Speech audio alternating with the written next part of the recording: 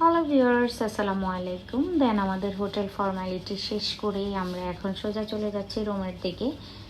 এখানে এত বেশি ফর্মালিটি মেনটেন করতে হয় না, অনলি একটা কিক দিয়ে দেয়। আর যেহেতু অনলাইন বুকিং সব কিছু, তো সেই কারণে আর এত বেশি কোনো চাপ নিতে হয় না। জাস্ট এসে ওরা কিটা দিয়ে দিবে আপনাকে, কি কার্ড দিবে একটা, এটা দিয়ে আপনি ফুল আপনার রুমে সোজা চলে যাবেন, আপনার ফ্লোর যেখানে। আর এখানে আপনাকে কোনো ওয়েটার দিয়ে রিসিভ করবে না, কোনো কিছু করবে না, ইন্ডিপেন্ডেন্ট, সব কিছু আপনাকে নিজেই করতে হবে। এই হোটেলের সিস্টেম হলো এটা। আর একটা মজার ব্যাপার দেখলাম, এখানে লিফটটা এত করে ওরা সিস্টেম করে রেখেছে, আপনি শুধু আপনার ফ্লোরে যেতে পারবেন, আপনি আর অন্য কোনো ফ্লোরে যেতে পারবেন না। লিফট যাবে না, আপনাকে নেবে না লিফটে। আপনি জাস্ট আপনার কার্ডটা পাঞ্চ করবেন, আপনি তখন ওরা অটোমেটিকলি আপনি কোন ফ্লোরে যাবেন ওটা নেবে। ওই কার্ডটা ছাড়া আপনি নিচে নামতেও পারবেন না, উপরে উঠতেও পারবেন না। এত প্রাইভেসি, এত সুন্দর করে, কারণ আপনি অন্যের ফ্লোরে গিয়ে ভুল করে চলে যাবেন, এইটার কোনো অপশন নেই। দেন ফাইনালি এটা হলো আমাদের হোটেলের লবি। তো আমাদের রুম নাম্বার হচ্ছে 48।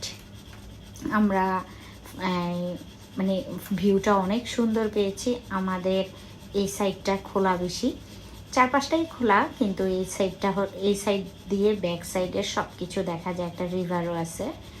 দেন ফাইনালি রুমে ঢুকে গেলাম। তবে রুমে ঢুকে একটু মুডটা অফ হয়ে গিয়েছে, কারণ খুবই কনজাস্টেড।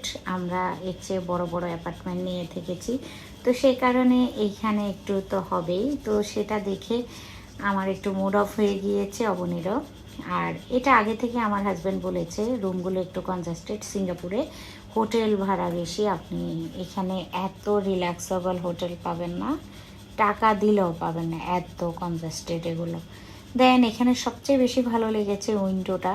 উইন্ডোর ওই পাশটাতে পুরোটা সিটি এখান দিয়ে ক্লিয়ারলি দেখা যায়। এটা দেখে মনটা ভালো হয়ে গিয়েছে, কারণ এত সুন্দর ভিউ, মানে আপনাকে বুঝাইতে পারবো না। তো সোহেল আমাকে দেখাচ্ছে ওই পাশ দিয়ে গার্ডেন বাই দ্য বে দেখা যাচ্ছে, ম্যারিনা বে দেখা যাচ্ছে, তো খুবই ভালো লাগতেছে। এই পাশেরটা হলো আরব স্ট্রিট, আমরা রাতে চাইলে ওখানে আরব স্ট্রিটে যেতে পারবো। এখান দিয়ে এটা হলো একটা মস্ক।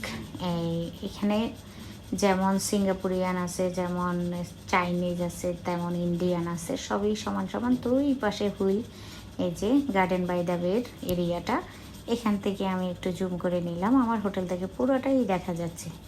তো খুবই ভালো লাগছে হোটেলের ভিউ দেখে, মানে চারপাশের ভিউ দেখে। হোটেল যদি একটু কনজাস্টেড বলবো না, কারণ আসলে এদের এখানে ওরা মানে এত ইয়ের মধ্যে তো এত লাক্সারিয়াসভাবে দিতে পারে না, তো সেই জন্য হোটেলে স্পেস কম, মানে সব কিছু সুন্দর, হসপিটালিটি অনেক সুন্দর, সব কিছু সুন্দর, বাট ওদের স্পেস কমের কারণে ওরা এত মানে ছড়ানো রুম রাখে না।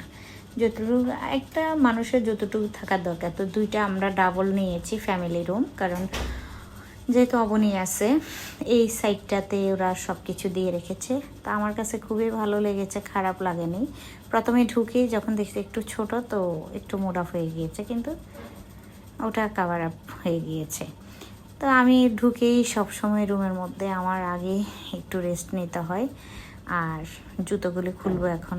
আর সেই কালকে থেকে আমার এই ক্যাশ পরা, তো অবস্থা খুবই খারাপ। তো আমাকে জিজ্ঞেস করতেছে তুমি আগে ওয়াশরুমে যাবা না আমরা যাব? তো আমরা বলছি তোমরা যাও, আমি এগুলো খুলে টুলে একটু ফ্রেশ হই, কারণ আমি সবার পরে যাব, আমার মেকআপ তুলতে হবে, আমার আরও অনেক কাজ। তা আমি শুয়ে পড়লাম, খুবই ভালো লাগতেছে, কি যে আরাম লাগতেছে। 2 দিন পর বিছানা পেয়েছি, তো খুবই রিল্যাক্স।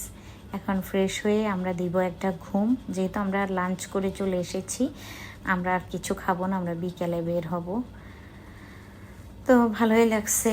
আর ট্রাভেলে আমার সবচেয়ে বেশি ভালো আমি পছন্দ করে থাকি, মানে আমরা হোটেল এবং এয়ারলাইন্স, এই 2 জিনিসটাকে আমরা একটু প্রায়োরিটি দিই, আর অন্যগুলোকে আমরা অ্যাফোর্ডেবল রাখার চেষ্টা করি বাজেটের ভিতরে, না হলে আসলে পোষাবে না।